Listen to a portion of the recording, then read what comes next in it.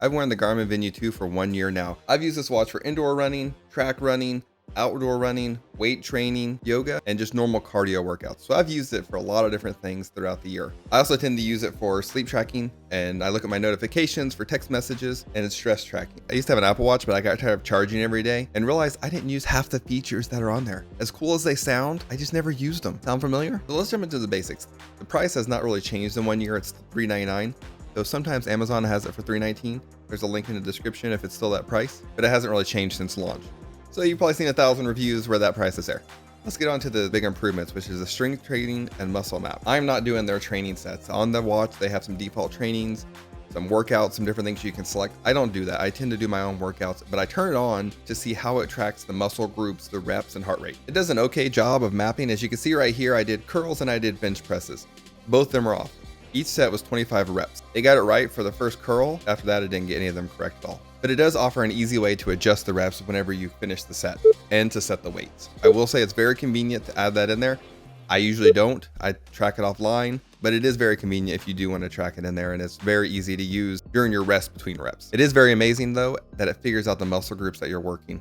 I have no clue how that technology works, but it's crazy because as you can see here, it figured out I was doing bicep curls. It figured out I was doing bench presses and told me the muscle groups that I was working.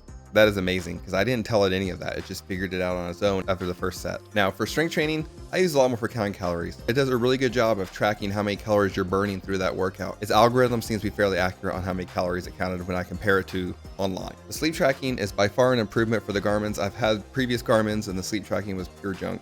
It is much better now. It goes through and tells you how your deep sleep and your light sleep and your REM sleep was. It seems to be pretty accurate. I know when I wake up tired, I can probably look at the statistics and see that I didn't get a good night's sleep. And it will tell me I was good, excellent, which I don't understand how it defines those excellent and good and poor. If I am tired in the morning, most likely it's in one of those bottom buckets and I missed something where I didn't get enough deep sleep or something of that nature. I do use it nightly, and it also helps me to adjust to say if I'm sleeping poorly, is it something that I'm eating before bed? And then I'll adjust things to see how my sleep comes across and see if it actually does improve it. The body battery, I don't use that a whole lot because there's a lot of times it says, oh, you're fully charged, you're ready to go, and I still feel tired. So I don't know how that algorithm decides that you're recharged or not, but I do question its accuracy because it's supposed to be looking at your sleep, your stress, physical exertion to decide your body battery. I have not seen it being very accurate, at least to how I feel versus what it's saying I should feel like. The fitness age is actually pretty nice. My only issue with fitness age is it takes BMI into consideration. I found for me personally, the BMI is not a good representation of my physical fitness. I could have good cardiovascular health. I train to run marathons, but it still tells my fitness age is really high. I know it uses a lot of different combination of things, but the BMI being a part of it makes me shy away from it because historically I've gone to doctors who do body fat checks, and my body fat for how I'm built is not consistent with what BMI says I should weigh. I will never weigh as low as it tells me that I should weigh for BMI.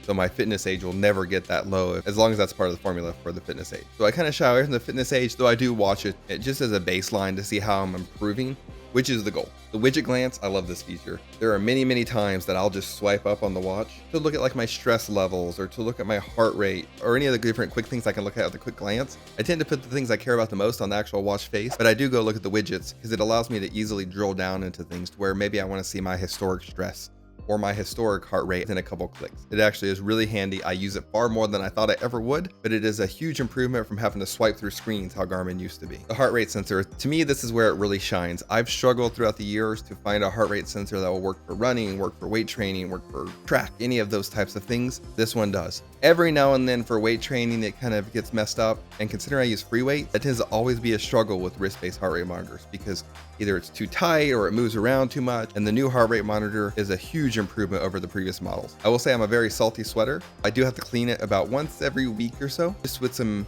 alcohol or glasses cleaner or something to clean off the sensor. You notice very quickly when it's not working right. You're out there running and all of a sudden your heart rate drops to 70. I just try to be proactive and clean it as I know there's going to be some buildup on it. The GPS on this watch, within seconds, it finds your location and tracks really accurately. I found it to be very, very consistent, but that's not a surprise with Garmin. Most of Garmin's watches nowadays are fairly accurate. They're one of the best in the industry from what I've seen, so I'm not surprised. And that isn't even really a feature that I really worry about when I even think about a Garmin, because I know they're going to be pretty accurate on my runs. Where they're not as accurate is whenever I've done some run around tracks where it's a loop.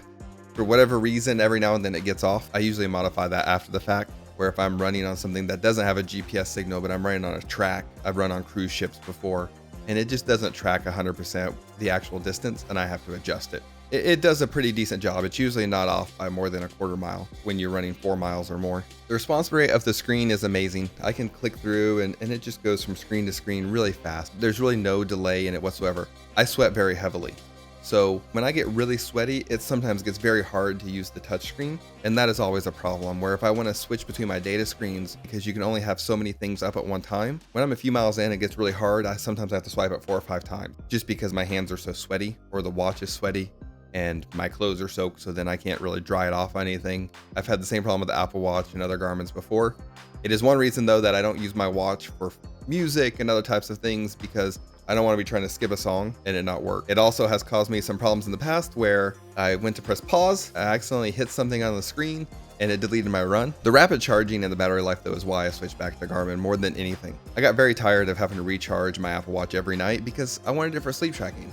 I'm supposed to use it for sleep tracking if I'm having to constantly recharge it. I have to charge this watch once, maybe twice a week, depending on how much I'm exercising. With the rapid charge, I can plug it in while I'm working and sitting at my desk and there's not a lot going on.